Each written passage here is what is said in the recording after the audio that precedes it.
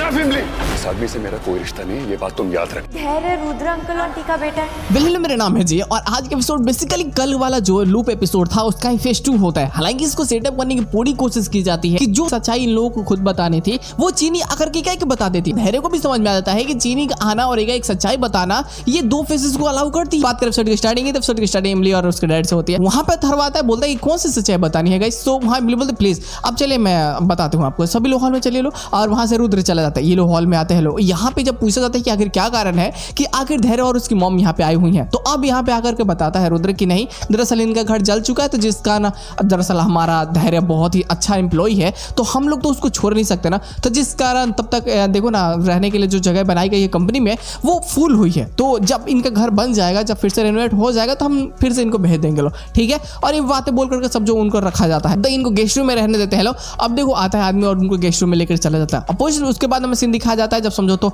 इसको खाने के टेबल से। अब देखो क्या होता है कि सभी लोग खाना खा रहे होते हैं, यहाँ इमली उनको भी लेकर आती है, वहां बैठाया जाता है खाना खाने के लिए।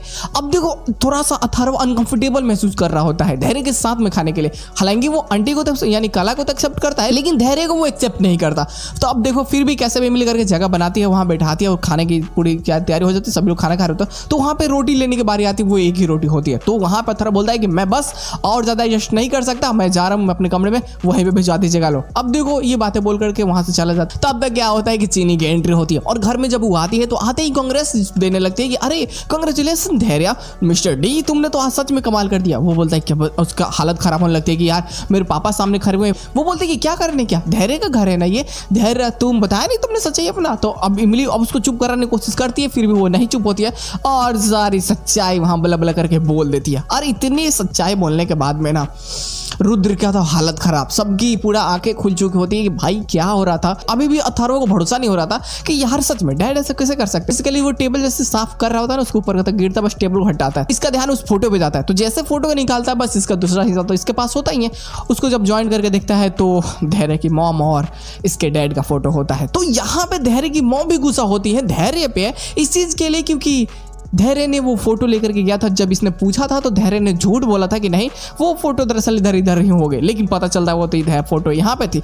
अब यहाँ से जोना बखेड़ा स्टार्ट होता है, देवी का पूरा ब्लेम करने लगती है। अब देखो कई बार रुद्र समझाने की पूरी कोशिश करता है, और मैं मानता हूँ कि रुद्र की गलती बिल्कुल भी नहीं है, क्योंकि जिस औरत से अगर कल को तलाक होने वाला है, अगर वो किसी और की तरफ में अट्रैक्ट होता है तो ये गलत कैसे हो सकता है। उसको भी तो होना पड़ेगा, कोई तो होना चाहिए साथ, उसके साथ में टाइम स्पेंड करने के लिए। वो जैसे डिफाइन करने ही वाला होता तब तक देविका उसको रुका देती है, बोलती है बस बहुत हो गया और इस खेल को खत्म करते हैं, मैं जा रही हूं। अब देखो वो रोती हुई तो भाग जाती है। अब बाढ़ आती है इमली पे।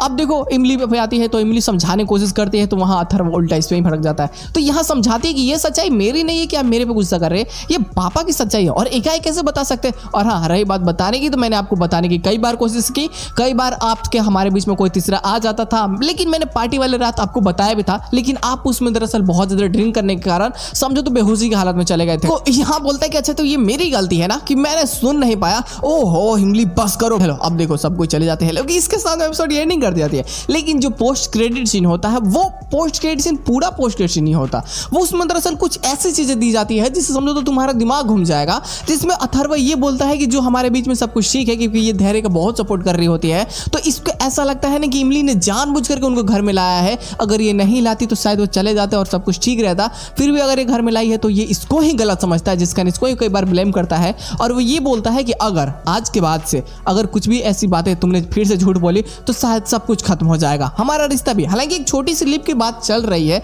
लेकिन ये लिप कितना बड़ा है इसका डायरेक्ट मैं भी नहीं बता सकता, कि शायद ये 1 या 2 महीने या फिर समझो तो कुछ पल, ऐसा भी हो सकता है, कुछ भी हो सकता है। तो तुम ऐसा लेकर चलो कि हाँ मान चलो 2 या 3 महीने का ही लीप होगा, तो देखना मजेदार होता है। लेकिन इसके साथ में कुछ ऐसे सवाल भी क्रिएट होते हैं कि नाउ दैट की देविका के जाने के बाद में घर की कमान किसके हाथ में आती है। अब आकाश के लिए सबसे जरूरी हो जाता है उसका कंपनी संभालना, और कंपनी संभालने से पहले समझो तो अब उसको कोई चाल प्रपंच नहीं करना होगा, कंपनी तो अपने आप उसके हाथ में आ जाती है। क्योंकि नाउ दैट की धैर्य के थ्रू समझो तो वो कैसे भी करके राणा से वो कंपनी ले लेता है। लेकिन अब धैर्य को कब रियलाइज होगा कि चीनी का भी उसका अच्छा नहीं बल्कि हमेशा से उसका नुकसान ही चाहती थी। तो अब यहाँ से देखना मजेदार होता है क्योंकि कहीं ना कहीं अथर्व की जितनी लड़ाई है उससे कहीं ज्यादा अब धैर्य की भी लड़ाई है, क्योंकि सबका दिल जीतना है, सबको मानना है। और आगे जाकर के एक और चीज देखने को मिलने वाली है अथर्व की बहन के बारे में भी, क्योंकि नाउ दैट कि उससे भी आगे जाकर कुछ लफड़े क्रिएट होने वाले हैं और वहां पे धैर्य जाकर के बचाएगा तो शायद इनके बीच में भाई बहन का जो रिश्ता है वो और स्ट्रॉन्ग होगा। तो देखना मजेदार होता है। हालांकि आने वाले एपिसोड्स देखो तो मैं आशा करता हूँ कि शायद बेहतरीन हो,